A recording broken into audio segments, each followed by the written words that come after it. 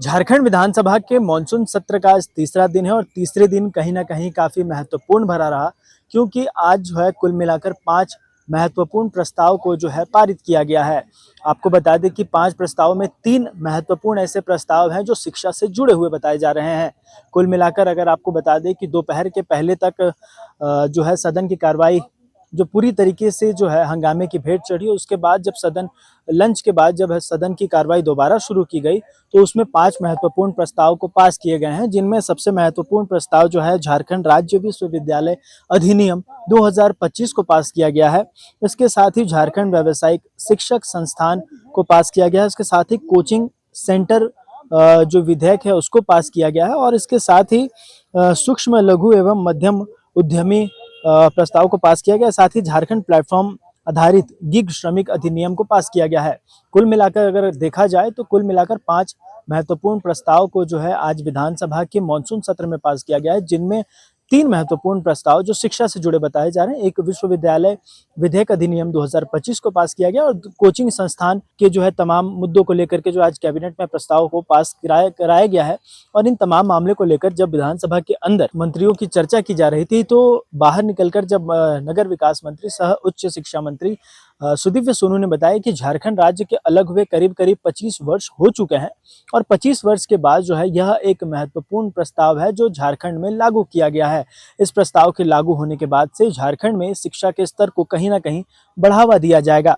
इसके साथ ही कोचिंग संस्थानों को लेकर के भी बहुत सारे महत्वपूर्ण प्रस्ताव को जो पास किया गया है, जिसमें कहीं ना कहीं जो कोचिंग संस्थान जो प्राइवेट कोचिंग संस्थान से जो मनमाने तरीके से फीस वसूलते थे और बेसमेंट में जिस प्रकार दिल्ली में पिछले वर्ष मानसून के दौरान जो दिल्ली में घटना हुई थी, उसको देखते हुए झारखंड में कोचिंग संस्थान से रिलेटेड अधिक अधिनियम को पास किया गया है। तो सबसे पहले आपको सुनाते हैं कि इस मामले पे मंत्री सुदीव्य सोनू ने क्या कुछ कहा है। झारखंड गठन के उपरांत 25वें वर्ष में हम लोगों ने एक अम्ब्रेला एक्ट इस्टेब्लिश किया।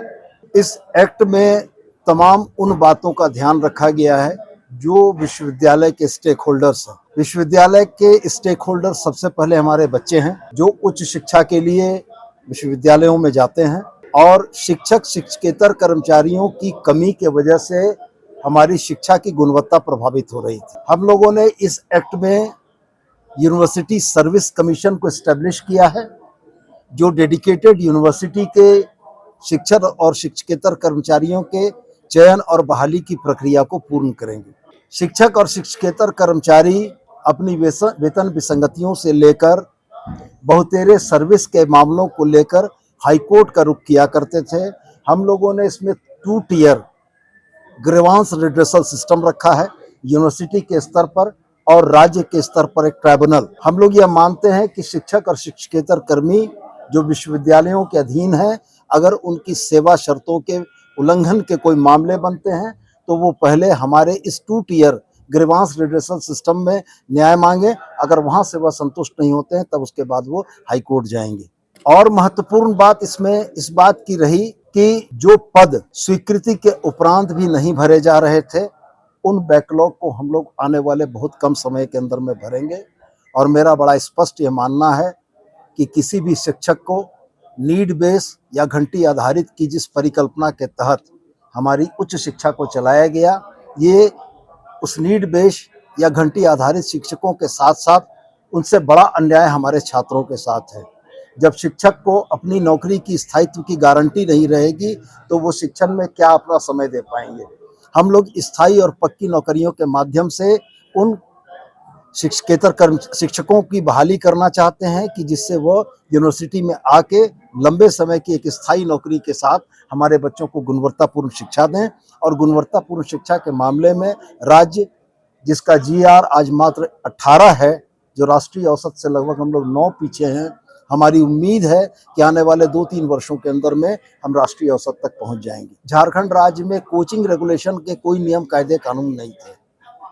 राज्य के उच्च शिक्षा मंत्री या राज्य के सेकेंडरी एजुकेशन के मिनिस्टर को अगर आप पूछ बैठते हैं या हमारे शिक्षा विभाग को पूछ बैठे कि रांची, जमशेदपुर, धनबाद, बोकारो में संचालित होने वाले कोचिंग सेंटर्स कितने हैं, तो हमारे पास कोई इसके सटीक आंकड़े नहीं हैं, क्योंकि हमारे पास कोई भी ऐसा मैकेनिज्म या प्रणाली नहीं थी जिसके तहत उन कोचिंग सेंटर्स को हम रेगुलेट कर पाते। सरकार ने इस कोचिंग सेंटर रेगुलेशन एक्ट के तहत बहुत सारी चीज़ों को नियमित करने का प्रयास किया है। सबसे पहले कोचिंग सेंटर्स के लिए हम लोग एक आईडी क्रिएट कर रहे हैं, जो सीसीआर आईडी होगा, जो कोचिंग सेंटर की आईडी होगी। ये एक यूनिक आईडी होगी जिसके आधार पर यह तय होगा कि वो सरकार के मानकों का अनुपालन करते हुए जब आवेदन करेंगे तो वैसी स्थिति में उनको स्थापना अनुमति प्रदान की जाएगी। दूसरी आईडी हम लोग अपने बच्चों के लिए कर रहे हैं। ये सीईडी आईडी होगी जिसमें हर स्टूडेंट का हमारे पास लेखा जोखा होगा कि वो किस कोचिंग इंस्टीट्यूट में पढ़ रहा है और किस पाठ्यक्रम में वो वह पढ़ रहा है। तीसरी आईडी हम लोगों ने क्रिएट की इन कोचिंग इंस्टीट्यूट में पढ़ाने वाले उन ट्यूटर्स की जो विभिन्न कोचिंग संस्थानों में पढ़ाते हैं।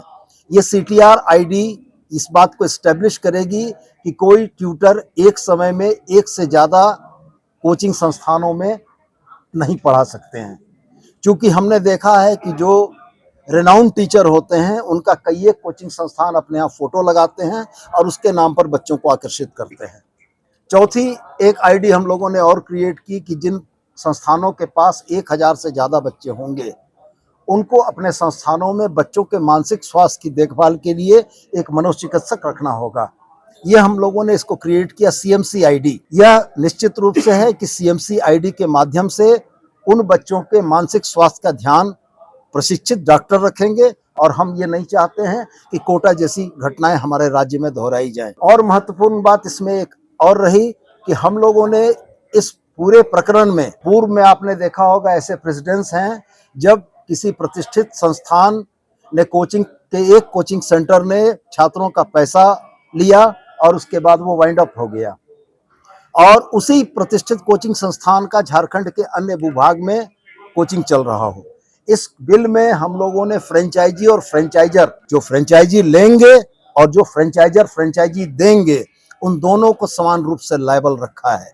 अगर कोई संस्थान जमशेदपुर की यूनिट छात्रों के साथ गलत करते हुए पाई जाती है तो झारखंड के भूभाग में उनके चल रहे तमाम संस्थानों को हम लोग बंद कर देंगे। तीसरी बात, वाइंड अप पॉलिसी का हम लोगों ने इसमें प्रावधान किया है। कुल मिला कर झारखंड के छात्रों को, उनके अभिभावकों को स्थायी सुरक्षा प्रदान करने के लिए यह कोचिंग सेंटर रेगुलेशन एक्ट लाया गया है और मुझको लगता है कि इसके फलाफल बेहतर आएंगे। तीसरा बिल झारखंड व्यावसायिक शिक्षा के विनिमयन का बिल था।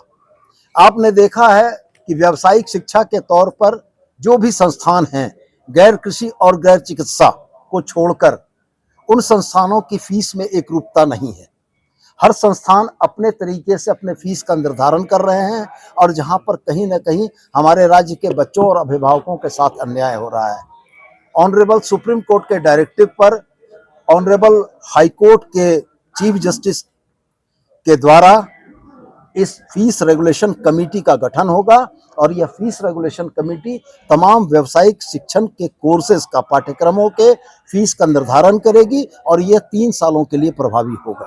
फिलहाल इस खबर में इतना ही। अपने सहयोगी विक्की के साथ मैं आदित्य सिंह, रांची।